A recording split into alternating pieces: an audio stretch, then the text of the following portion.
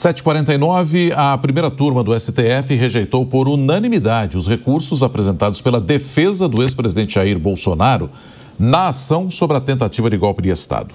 Sobre esse assunto, a gente conversa agora aqui no Jornal da Manhã com o advogado criminalista Fernando Cappano, para que a gente possa entender quais são os próximos passos da defesa e se ainda cabe algum tipo de recurso. Senhor Fernando, bom dia, bem-vindo, hein? Bom dia, obrigado mais uma vez pela possibilidade. O que é que a gente pode esperar a partir de agora das defesas desses réus, à medida em que a gente tem aí um cenário de quase esgotamento de recursos, não, senhor Fernando? Me parece que já tivemos aí o embargo de declaração, né, oriundo lá do acórdão que condenou o presidente Bolsonaro, o ex-presidente Bolsonaro e o primeiro núcleo, né, da questão da trama golpista já solucionado. Salvo melhor juízo, me parece que ainda haveria possibilidade, tendo em vista o voto do ministro Fux, né, de se ensejar uma certa infringência, como nós tecnicamente chamamos, né, para tentar chamar a questão para o plenário do Supremo Tribunal Federal. Há um obstáculo regimental que, a rigor, talvez faça com que nós não tenhamos também a possibilidade de conhecer desses embargos e de processá-los lá no plenário do Supremo Tribunal Federal, o que faz com que talvez tenhamos aí já o trânsito em julgado se avizinhando, talvez ainda esse ano, provavelmente. Fernando, bom dia. Também queria perguntar ainda sobre essas datas e trâmites. Existem alguns cálculos que dizem que justamente pelos recursos apresentarem algum tipo de tentativa de protelar um resultado final, eles não devem ser acatados e a gente deve ter até o fim do mês de novembro alguma definição, o que impactaria diretamente em visitas pedidas pelo ex-presidente, que são importantes até para o jogo eleitoral, como do governador Tarcísio de Freitas, aí prevista para o dia 10 de dezembro. O senhor também faz esse cálculo, confere que a gente pode ter isso até o fim ainda deste mês, antes do início de dezembro, ou não dá para cravar nada do tipo? Olha, me parece que é uma probabilidade, sim, porque as sessões do plenário, aliás, as sessões da turma, né, e as sessões do plenário também estão funcionando em ambiente virtual, que significa dizer que a posição dos ministros independe da presença física deles, como antigamente funcionava, o que significa dizer que, com o tempo restante das sessões que temos, tanto nas turmas como também no plenário do Supremo, ainda que eventualmente se faça, por exemplo, a propositura de um habeas corpus, é possível que nós tenhamos já o trânsito em julgado desse processo até agora, o final do ano judiciário. O que significa dizer que, com o trânsito em julgado, provavelmente dali para diante, já teremos inclusive, a expedição do mandado de prisão, não só para o ex-presidente Bolsonaro, mas também para todos os réus que estão condenados, que estarão condenados aí com trânsito daí para diante.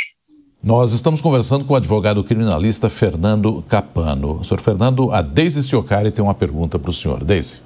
Oi, Fernando, bom dia.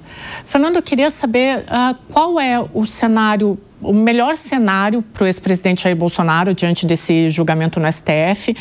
O que de melhor pode acontecer e o que de pior pode acontecer? Porque a gente tem visto os recursos dele sendo constantemente negados. Então, o que a gente pode esperar num cenário positivo e num cenário extremamente negativo?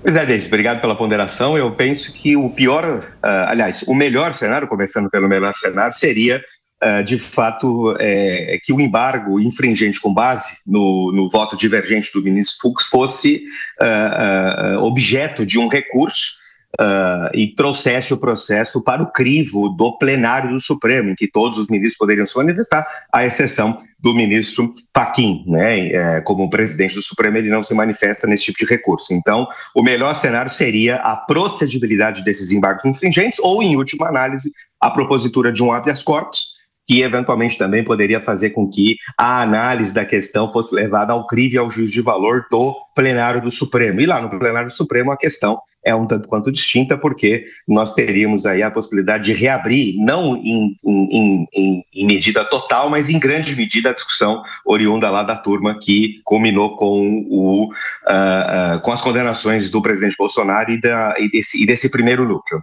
O pior cenário seria, de fato, já para os próximos dias, muito provavelmente para as próximas semanas, que nós tivéssemos aí todos os recursos, inclusive os embargos infringentes, todos eles já solucionados e já inadmitidos, e daí para diante mandado de prisão expedido. Mandado de prisão expedido o que se começa a discutir aí é a execução da pena. Aí sim, veríamos se eventualmente o presidente Bolsonaro teria condição de começar a cumprir a sua pena, por exemplo, em algum presídio, ou um presídio militar, ou eventualmente um presídio especial, ou então, se eventualmente, por conta da questão da saúde dele, ele continuaria em prisão disciplinar, em prisão domiciliar. Então, esse seria o pior cenário que provavelmente poderá acontecer, como disse, antes mesmo do final do ano judiciário, agora em 2025.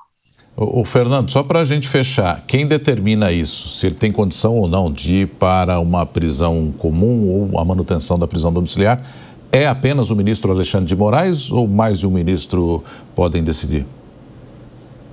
Olha, no bojo da execução da pena, me parece que as decisões que são as preponderantes serão aquelas do ministro que conhecer dessa execução penal, que é muito provavelmente o ministro Alexandre, por uma disposição regimental do STF, né? Óbvio que nós também temos em execução penal, mesmo na competência originária do Supremo, o Supremo funciona nesse caso como uma instância penal comum, né?